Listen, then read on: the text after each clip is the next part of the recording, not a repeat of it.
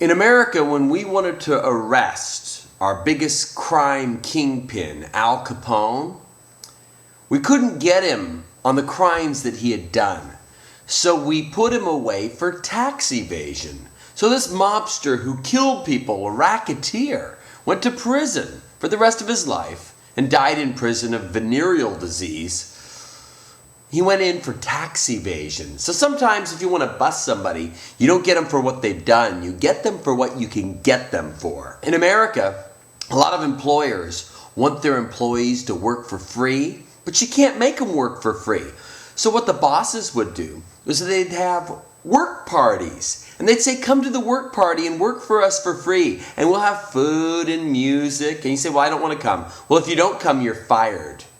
So all these employees who work all week have to come for free and work. The only difference is now there's music and crackers, and they tell them it's a company party. The big guy, the big corporate magnates getting together and punishing the little guy. The little guys got together with the help of their attorneys, who ended up getting more money than anybody, and winning. And now all of these big corporations are having to pay back wages and damages to all of these employees who got ripped off and were forced to work for free under the guise of work parties.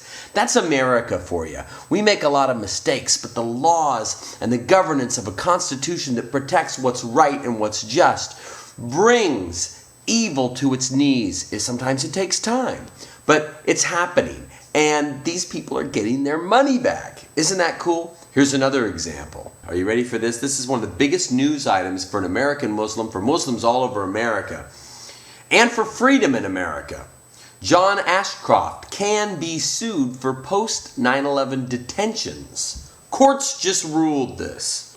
A federal appeals court delivered a stinging rebuke Friday to the Bush administration's post-September 11 detention policies, ruling that former Attorney General John Ashcroft can be held liable for people who were wrongfully detained as material witnesses after 9/11. So if you want to arrest somebody who hasn't done anything as a prisoner, you have to give them all of their Miranda rights and give them legal representation or allow them, all these rules so when you protect someone who is potentially a criminal. They found a loophole, just like with Al Capone.